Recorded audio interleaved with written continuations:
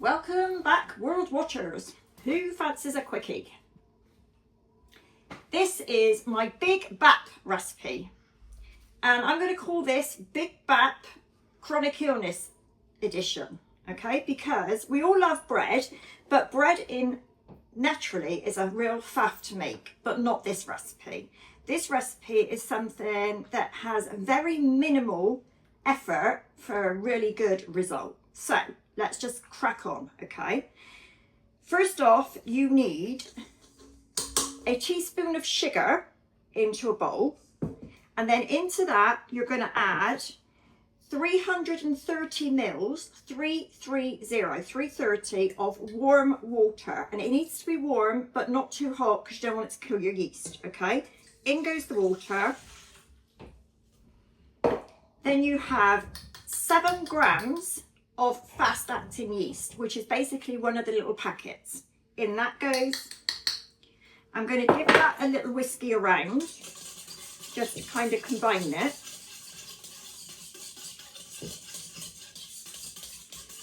And then into that, I'm adding 2 tablespoons of sunflower oil or vegetable oil. You can use whatever oil you want. You can use olive oil if you want to be fancy, but it really doesn't matter. In goes the oil. Again, give it a little swoosh around. And then I'm going to cover that with some cling film or a shower cap and leave it literally for 10 minutes, that's all. And by the time I come back in 10 minutes, it will be starting to kind of bubble and foam. And then we add the rest of our ingredients, and then I'll tell you really how simple it is. So, my yeasty water has had its 10 minutes, and as soon as you take the lid off, you can smell the yeasty. So, the final stage of adding stuff into this is literally, you're going to add 8 grams of fine salt into your strong white bread flour. Now I'm using white, but you can use wholemeal or brown or whatever the hell you want. Granary. Mix it in a little bit because you don't want any great pockets of salt. And then that goes into your liquid. And literally mix it with a fork or a knife or something.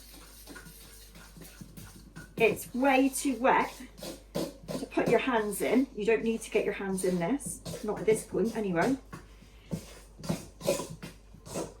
So when you mix it all in, you get a scraggy, doughy lump, right?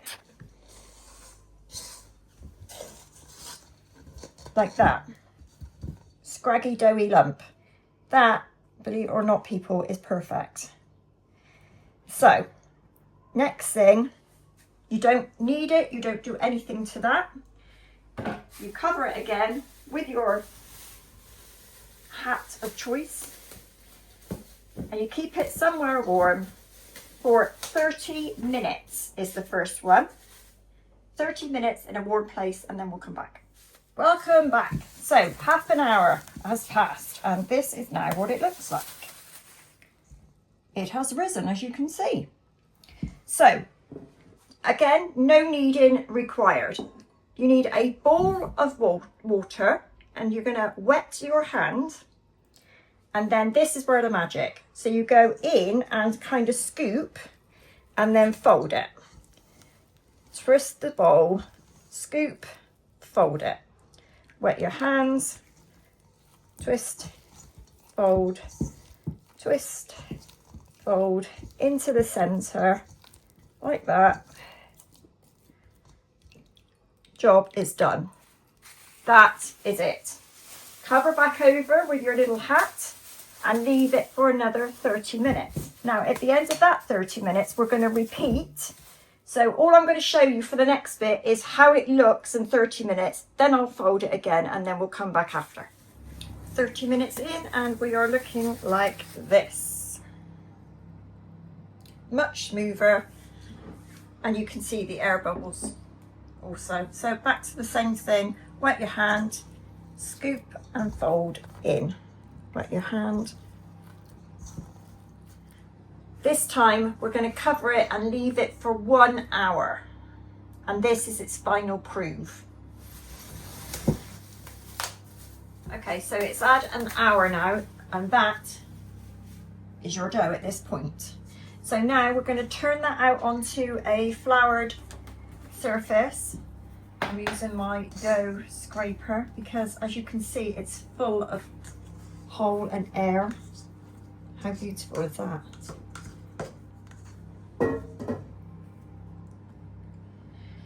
Now, as you can see, it's very sticky, so you may need to flour it well.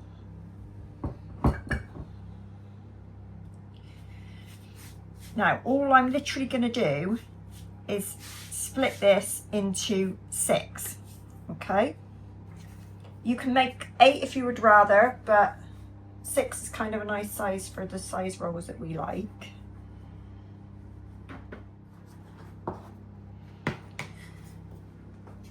Now, on a baking sheet with baking paper, parchment, or whatever you like, put a little bit of flour, and then literally all you need to do is kind of make your rolls into roll shapes and plop them on.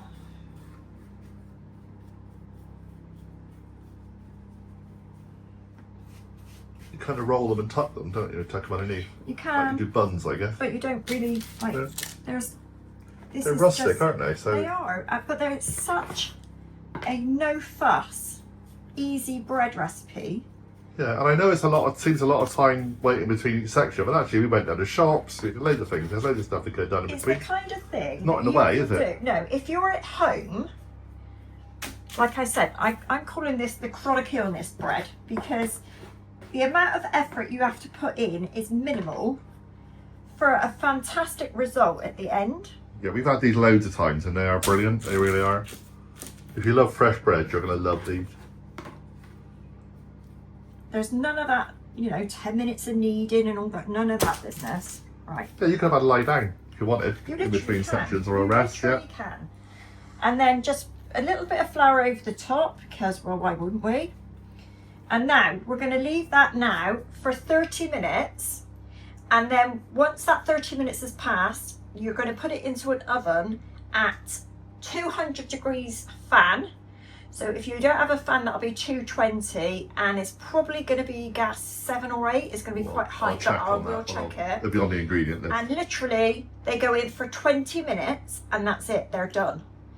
We'll show you when they come out of the oven. But honestly, if you love fresh bread, but you have lost the will to live with the 10 minutes of kneading and all that business, give this a go because it couldn't be simpler.